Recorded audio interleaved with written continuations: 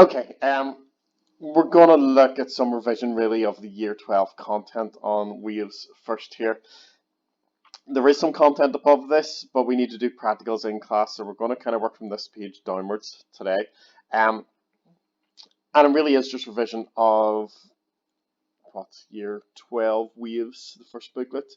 Um, if I was in class, what I would be asking you is, what type of wave is this? And I would expect maybe about 75% of the people to shout out transverse, and the other 25 don't shout that out because they don't know it. But the real answer to that is we don't know. This is a graph. It's not a picture of the wave. Yes, if this was a picture of the wave, it would be a transverse wave. But this is just a graph of displacement on one axis against distance along the wave on the other. That does not tell us whether that displacement is perpendicular, which would be transverse, or parallel to the direction of propagation. It's just a graph. But we can tell things from that graph, even if we can't tell if it's longitudinal or transverse.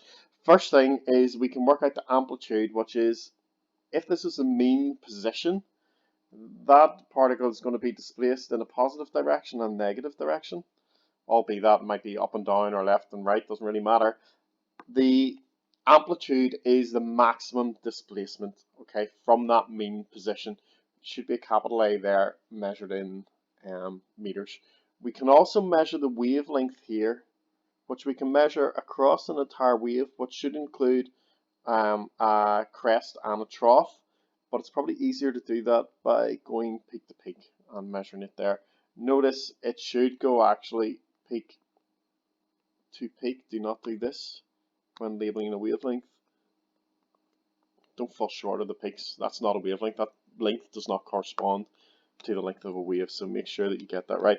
Once again, make sure you use lambda for wavelength. Don't use W. It stands for something else. You have to stick with the standard symbols we use in physics.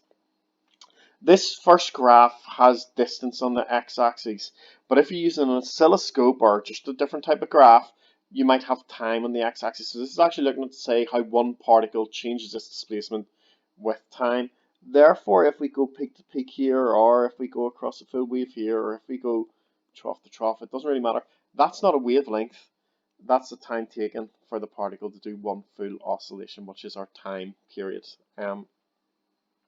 Things then we can't mark on those graphs would be the frequency, which we use the letter F, which we would have used hertz for and still do at A level, but you can also use per second because it's the number of waves per second, or the number of oscillations a single particle would complete in a single second. And then the velocity is the speed of propagation of the wave. Notice it's not the speed that this particle is vibrating at backwards and forwards or up and down.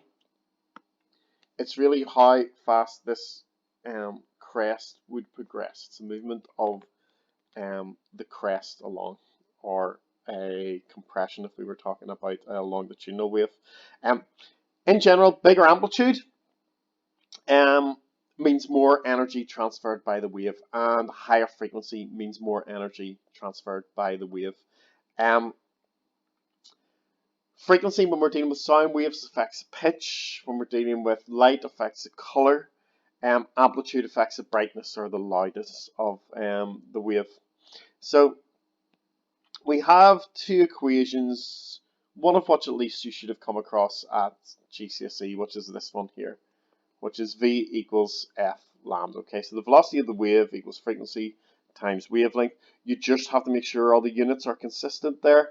So if this is in, say, kilometers, you would have to change it to meters, so that this is then meters per second, and this will be in hertz.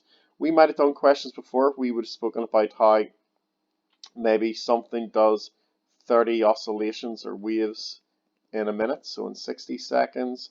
How do we work out the frequency? We might have divided this by 60 to get that into 1 second, divided this by 60, and that would tell us there's 0.5 waves in 1 second. But we can use an equation to do that, which is if there's 30 waves in 60 seconds, that means we can work out how long it takes for each wave, which is our time period, would be 2 seconds. And then frequency is related to time period by this equation.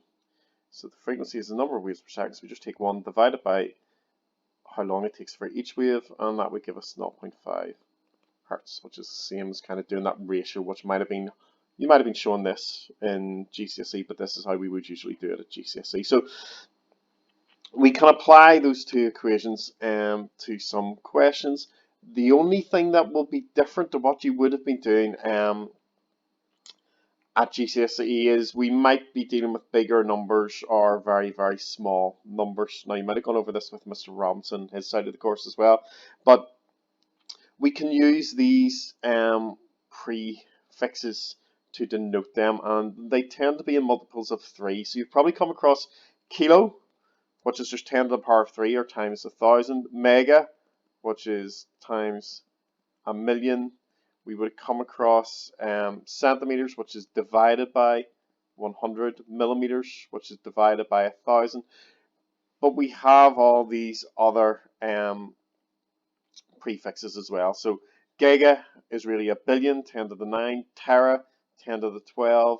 Micro, we did come across briefly at GCSE, is 1 millionth or 10 to the minus 6. Nano, 10 to the minus 9. Pico, 10 to the minus 12. Sometimes Fermi, but mostly femto actually, 10 to the minus 15.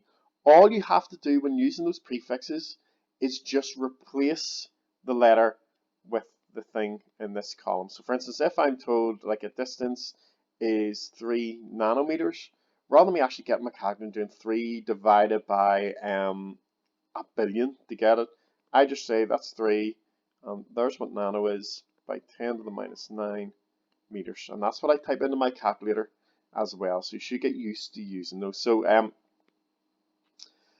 what they do is they allow us to describe lots of numbers very concisely.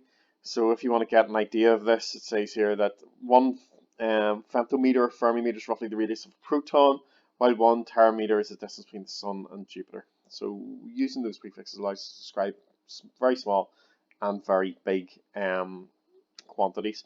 What I want you to do now is try the 3 questions below using those prefixes and using V equals F lambda, and I'll post the solution below as well.